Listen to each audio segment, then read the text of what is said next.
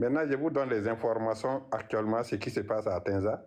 D'abord, vous devez savoir que le nombre de mercenaires qui étaient mobilisés pour venir attaquer le Mali, sinon l'AS précisément à Tenza, ils étaient au nombre de 4000. Le retrait de l'armée française du Tchad se poursuit en présence des autorités militaires.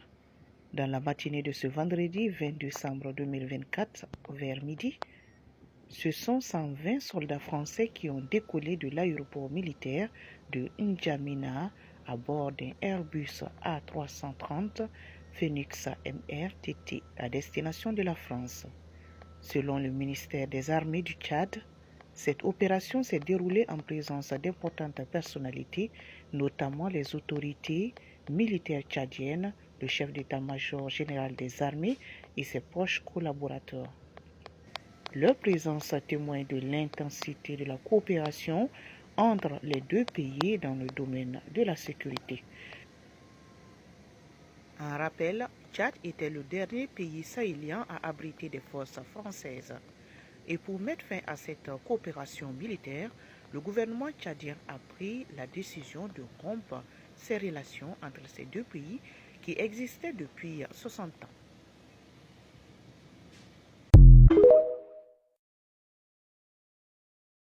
What we are seeing in Burkina Faso, what we are seeing in Niger, what we are seeing in Mali is a statement that is beginning to echo in different parts of the world, that the relationship with the former colonizers has been a parasitic relationship, it has been an abusive relationship, it has been an exploitative relationship, it has been a relationship which is designed to benefit the past colonizers, and it is a relationship which sometimes is characterized as investment, but in real terms, it does not benefit the peoples of those countries.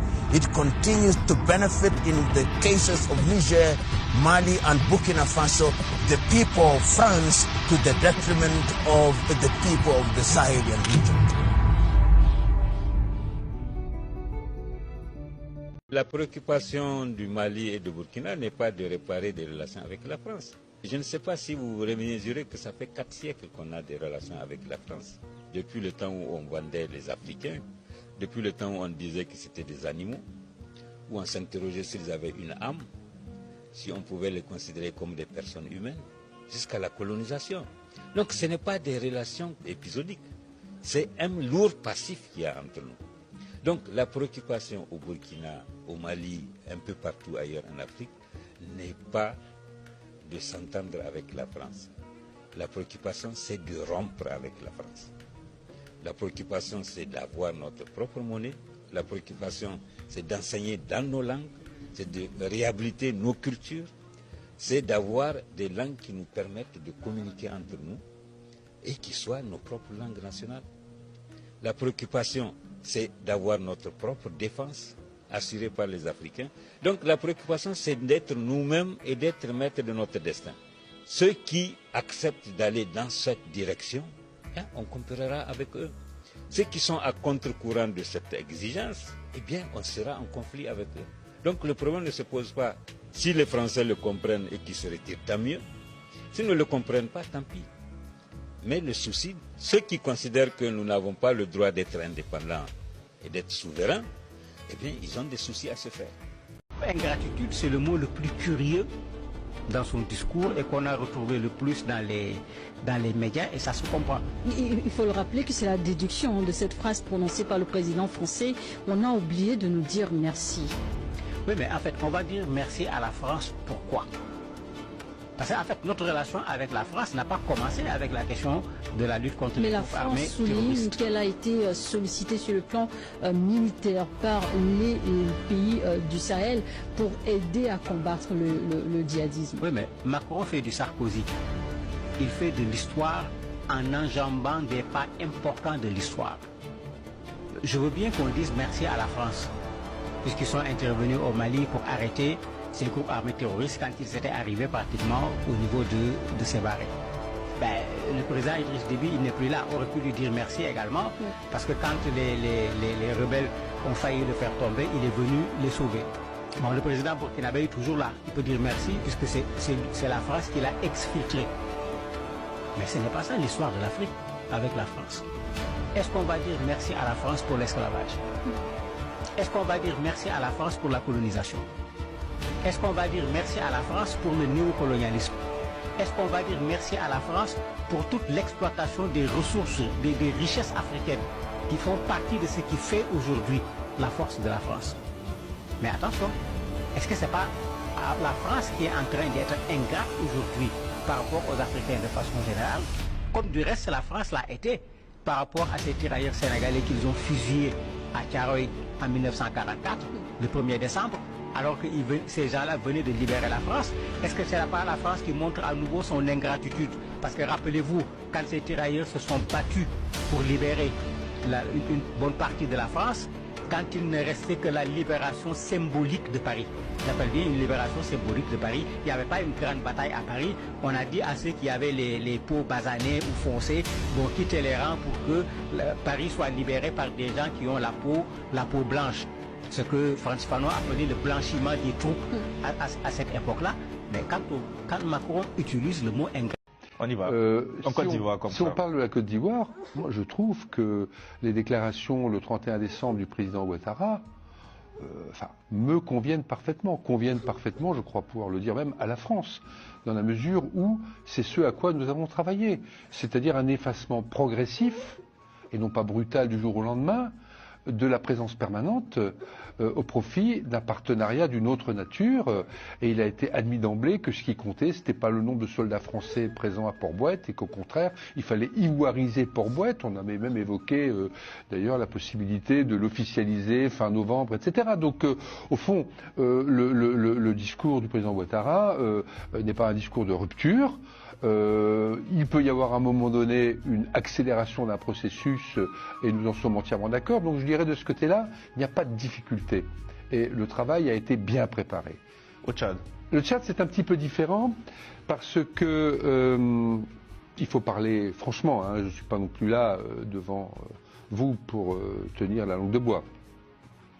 Lorsque j'ai présenté mon rapport qui avait vocation à devenir public et à être transmis au pays, au président Macron, le 25 novembre dernier, on a évoqué tous les pays, y compris la qualité de la discussion que nous avions suite à mon déplacement au Tchad avec ce pays, avec les responsables de ce pays. Les chefs d'État s'étaient rencontrés. Bon, il y avait eu pendant l'été un froid lié à la question des biens mal acquis, qui avait créé une incompréhension chez le partenaire tchadien, mais évidemment le président français lui a expliqué, comme chaque fois qu'on est confronté à cette question des biens mal acquis, que nous avons une justice indépendante, que pour nous ça n'est pas une affaire de qualité de la relation entre les pays, entre les exécutifs. Et je dois dire d'ailleurs, pour l'avoir moi-même rencontré le président Déby à Villers-Cotterêts au moment du sommet de la francophonie, alors qu'il avait vu le président Macron longuement la veille, qu'à ce moment-là, et nous sommes quand même début octobre, la relation est de bonne qualité, la perspective de partenariat nouveau en matière de défense est assez clairement consensuelle. Et le 25 novembre, encore une fois, quand je vois le président Macron pour lui remettre mon rapport, on ne voyait pas de difficulté. Et quand il y a eu donc ce communiqué de presse 3 jours après, juste après le passage du ministre Barrot, très honnêtement, cela nous a surpris. Et cela m'a surpris, cela a surpris le président. Donc c'est un coup de sang de sa part. Vous parlez de la part de qui? Du président Déby. Moi, je n'ai pas comment dirais-je, à exprimer un point de vue sur les positions souveraines d'un pays souverain. Et donc, moi, je lui laisse l'entière responsabilité de ses propos. Simplement, ce que je vous ferai observer, c'est que, premièrement, la réaction française a été immédiatement de dire nous prenons acte et nous respectons. Deuxièmement, de commencer le processus de départ en bon ordre et en bonne entente. Donc nous n'avons en quelque sorte rien à nous reprocher. Et si vous me demandez le fond de ma pensée, le fond de ma pensée, c'est que on avait bâti, à la demande de nos amis tchadiens, et je suis bien placé pour le dire, un processus de réduction importante sur les 3 bases existantes avec une évolution du partenariat dans les domaines que j'évoquais tout à l'heure, sur la formation, le soutien, l'entraînement, le renseignement, etc., et les équipements également. Certains ont pu dire qu'il ne s'était ensuite rien passé après qu'il y ait eu ce point d'accord en début d'année. Ce n'est pas vrai, naturellement.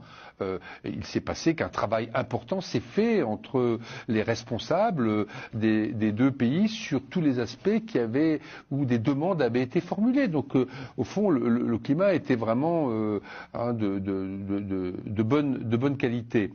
Donc, à partir de là, il y a eu donc, en quelque sorte, cette demande nouvelle que nous respectons,